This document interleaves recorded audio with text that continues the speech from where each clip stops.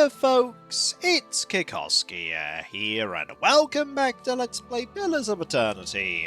When last we left off, we spoke to the rest of the gods that were willing to speak with us in Tir Evron. And we have a number of quests that we can do to gain some of their favour.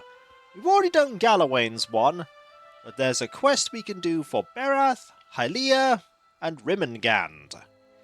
The one we're going to work on first is Berath. There are two souls that are trying to defy their inevitable demise, and we've been tasked with returning them to the wheel. One of them resides in the Blood Sands, and the other is part of the Golden Grove, but is currently in Elmshore.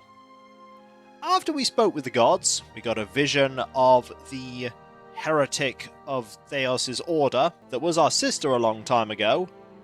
We went to see them, and told them quite bluntly that we were there to spy on them. But our sister of then welcomed us with open arms, hoping perhaps that they could turn us to see their point of view. Finally, we ended Durance's personal quest, getting him to see what he refused to admit all along, that the Godhammer incident blurred the boundaries of his soul, damaging it enough that Margaret no longer notices him. That is why he alone of the Godhammer builders survived. We've also made him see that maybe Aethys was perhaps doing something to try and stop Wodika's scheme. He feels betrayed. He's so furious that he's now pledged that he serves no one.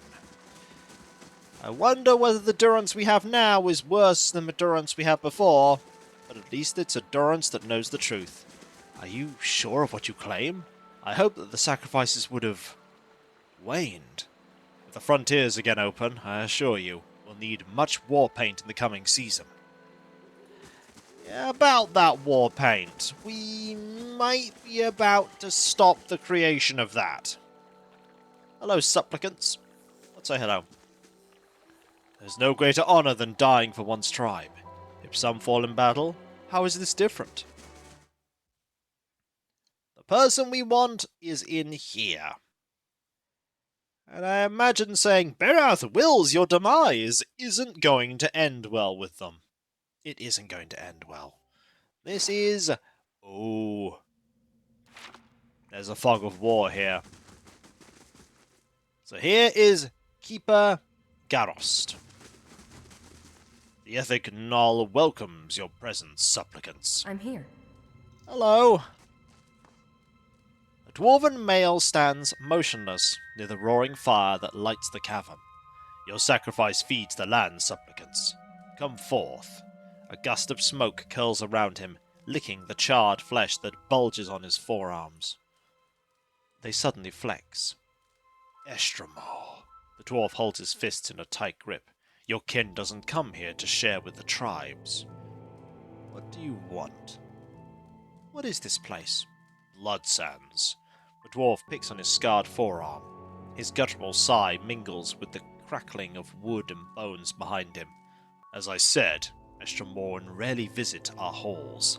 The thought of that sound, the crackling of wood and bones... Ugh. The Glanfathans call this place Blood Sands. We call it home. The Ethik Nôl has tended the land from within this cave since before the arrival of the tribes to Twin Elms. Garrost crosses his arms. Be warned, Estromor. We bleed life to nurture it. Our sacrifices may strike you as savage, but the health of these lands depends on them, and it's unseemly for guests to insult their hosts. I unfortunately am about to instigate the biggest insult ever. You'll see. Tell me about the sacrifices. Garrost spreads his stocky legs apart and locks his forearms. Everything must die to return a new Estromor. Through the sacrificial rites, we offer supplicants the honour of giving their most precious gift back to their brethren, back to the land. The dwarf lifts his fist, thick and mottled with red scars. The blood gives us strength. Even the Glanfathans have come to depend on the blood paint. They brim with power before battle, all thanks to the sacrifices of their kin. Yeah, the more I'm hearing about the Ethik Nôl, the more I'm glad I'd stuck up for that Orlan child. Tell me about the Ethik Nôl. Our order has thrived for generations. Before we came to Twin Elms, our rights fed the lands of the Eastern Mountains. Now we share blood for Erglan Fath. Garost opens his palms. Strikes of red paint run through them like flames. To everything that must end, our sacrifices bring a new beginning. He looks up. We sustain what's to come. Goodbye. Remember, Estromor, you're a guest in these halls. Respect our ways and we'll tolerate your presence among us. I'm here. Yeah, about that. There's a keeper. There's some more supplicants. All of the Amon Fata have called upon the Ethik Nôl for war paint at some point. Yeah. This isn't going to end well. This isn't going to end well. So, we're looking for a particular person. Not you. This place is moderately big. Oh, there's a flame blight here. Yeah, everyone's armed. There's a chest that we'll unlock later. Here we have people chanting. The gift of sacrifice transmutes blood into water and essence into power.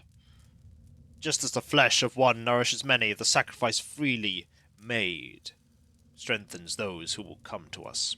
Strength. For the ones that will come to us. Okay, that's not who we want. We cannot talk to the Flame Blight. Understandable.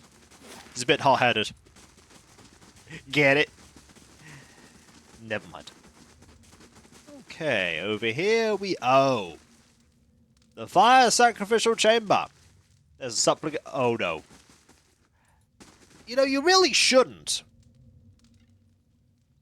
They say the Ethik Nôl first learned to make war paint in the White March and were banished for it. I know what you're thinking of doing. It's probably not a good idea. Essence within to nurture flesh, and essence without to strengthen it. Because we're about to upset the order of the Ethik Nôl. Cataclysmically. Interesting. Ooh, we found a secret thing. There it is, and I can just take this. Oh! Oh, okay. Yeah, they're gonna be trapped. I'll look at them later. So, more supplicants. And then if we go over here, we have an Earth Blight. And if we go this way, we will find Keeper Wood. Hello. Yes? Say hi to you. Estromor. The elderly dwarf blinks at you, not quite looking at you. Her eyes are pale and clouded with cataracts. Welcome to Blood Sands. It is rare that an Estromor sets foot in these caverns. Her sightless eyes fix on you as she tilts her head. What brings you here, I wonder? What do you do here? I sell and maintain certain goods for the preservation of our order, and I perform some of the ritual sacrifices. Something more? How do these sacrifices work? Like any worthwhile ritual, it's too complex to explain in detail. It involves clotting the supplicant's essence, binding it to their life's blood, and drawing it into a container or vessel. Tell me about the Blood Sands. This, the raw bloody heart of Erglan Fath, where some come to give their essence back to their people. Her dry lips bend into a sardonic grin, where others seek a noble escape from their trials. The legacy of the builders to the tribes was not merely ardor and stone, but a sense of community. It is here the Glanfathans come to sacrifice what is most precious, even their own lives, to preserve it. Let's see what you have for sale. There's flasks of war paint and other potions. Not really interested in any of that. So I presume the person we're looking for is in this area. So let's go and say hi. This is going to be a difficult fight. In part because everyone is going to come to defend the leader of the Ethik Nôl. I wonder if they know we're coming. I wonder if they know. They might. We have found the sacrifice chamber, and there is Archdruid Restin. And there is somebody who is very much dead. I'm going to save the game and head up here. So. Oh, I can't. As your blood flows, so shall your essence. Your life's energy shall feed the soil, and your soul's energy shall enrich the community. This is by your own choosing, supplicant? A dwarven man stands on a raised platform. Beneath him, an elf lies prone on a stone table. As you get closer, you hear the dwarf speak in a gravelly monotone. Yes, the elf's voice is high, but even. The dwarf grips a hatchet with both hands and raises it over his head. He throws his shoulders forward and swings the weapon into the elf's chest, connecting with a meaty thump.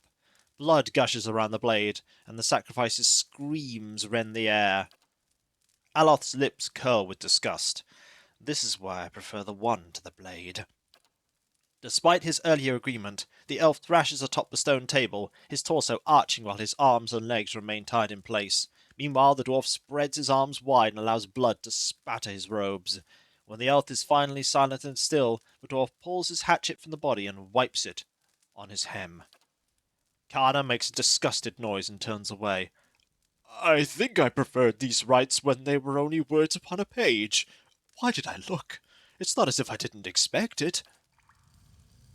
Okay! You're going to give me an opportunity here to surround you.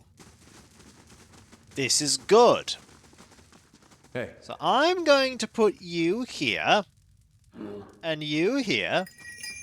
Grieving Mother's going here. You're going here. I'm here. You're going here. Yes. You're going here. Following You're your going lead. to equip your sword. As you say. And you're going to talk to this guy, because...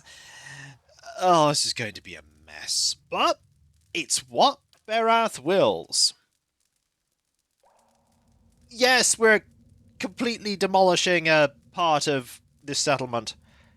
Following your lead. But maybe it'll end well? The dwarf wears crimson robes that are stained and streaked with dark patches. His face is smooth, but lacking youthful elasticity. It's as if the lines and wrinkles have been formed and erased many times over. He watches you with eyes like two black pits as he wipes his hatchet on his robes. Hail, Estremor. No one comes to Blood Sands without a purpose. What is yours? His voice is deep and rough-edged.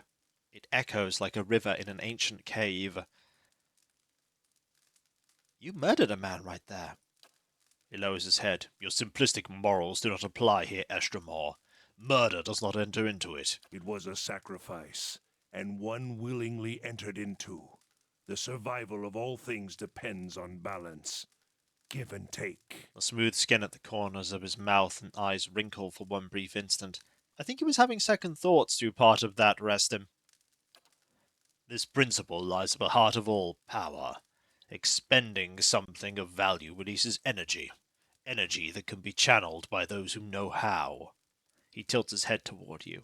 All kith, whether or not they care to admit it, practice this. We take the yield of a land and the flesh of beasts to live. We give our blood and sweat to propagate the things we desire. According to Berath, you haven't done much giving, Restin. Restin grunts. That he can descend from his mighty pantheon and tell me himself. Actually, that's why I'm here. Since when do the gods send mortals to collect? You don't exactly look like the Pallid Knight. This is the trouble with deities. They meddle in a world that they don't even inhabit. I hope they promised you something better for your next life. I'm not sure you're going to be getting something better. Combat! With even the supplicants. Hey. I thought the supplicants would be Following your lead. angry. So, I'm here. let's first get rid of Restin. Your thoughts must flow deeply. Restin needs to go now. We need to cast this spell now. Aye? And you need to magic missile the flame blight. Actually, no, don't magic missile the flame blight. Magic missile you. the chanter. Right. Alenti! You're already badly injured. You're going to be a blockade. You're going to do this. Your thoughts must flow You deeper now have and the deeper. ability to do this on you. And you're just about gone. You're very much gone.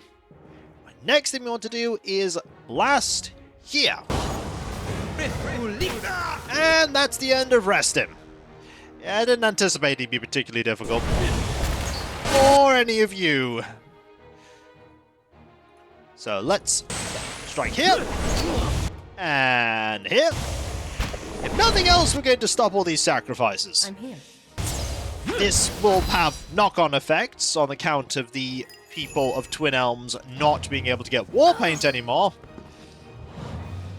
And we weren't in time to rescue this person. Streaks of red-brown blood and globs of tissue have worked themselves into the minute grooves of the stone. Yeah. Hey. Might as well take this now. We'll grab all of this. And Aye. what did you have on you? The answer is a unique weapon. Purgatory. An apt name. Exceptional, 20% damage, restore to endurance. Ooh. In a monastery overlooking Coldflow Lake from the foothills of the White March, there once resided a clandestine order of monks known as the Thousand Dreams. Through a powerful form of pain-induced meditation, these monks were able to walk through their past lives as though they were dreams, each traverse these memories in ultimate hopes of achieving complete understanding of his or her soul's identity. They believed that after experiencing 1,000 lifetimes, total enlightenment would be attained. Greatest of their sect was Ri Golan, who had an ancient soul and was said to have walked more lifetimes than any other. But when she came to the end of all her lifetimes and found there was no more to experience, it became clear that she would never come to know herself completely, for there was simply not enough to learn from. Unable to accept the fate after her endless trials, Rigolan sought a way to take the experience of others for her own, that she might reach 1,000 lifetimes yet. She channeled her unquenchable hunger into her favourite sword, and it became an instrument of her will. With it, she claimed many lives in the surrounding area. Each drop of blood on her blade was a new experience, each killing blow a new lifetime for her to claim. When the rest of 1,000 Dreams came to learn of her actions, they banded together and confronted Rigolan upon her return to the temple. In the end, amid a courtyard of slain monks, she did indeed come to understand her soul, and it is said that among the many experiences contained in the blade are those of Rigolan herself. The blade itself is a simple saber, with a worn leather grip and an inset ebony hilt. The sword becomes hot to the touch when its wielder's foes are vanquished. 20% extra damage. Not bad. Following your lead. Let's switch this weapon out and grab all this stuff. We are, I'm here. as you can imagine, we have lost reputation with the Ethik Nôl. Really? You don't say. Our reputation with Ethik Nôl is now terror. Overwhelmingly bad. Whereas our reputation with the Ovits of the Golden Grove is hero. Moderately good. I'm here. It's about to get much worse. Oh, it's about to get so much worse. I'd be glad to. When we come back, folks, we will cleave our way... Oh, never mind. This keeper has realized that we're here. Hello. He's got spells. Hey. We're gonna stop him because if we don't, problems. Right. Magic missile time. Aventi! Okay, I feel like I might be a little bit too powerful when it comes to dealing with these keepers. But they do have some decent loot. Loot that we'll probably sell at some point. But either way, when we come back, folks, fighting our way out of the Blood Sands. That I don't think we'll ever recover, unless some members of the Ethik Nôl are out and about in the wider Deerwood while this is going on. And even then, I think it might take a very long time. And if you enjoyed this video, don't forget to like, comment, and subscribe if you're not. And if you are subscribed, press that bell for those notifications. And I'll catch you next time, folks. And I'll see you then. Later.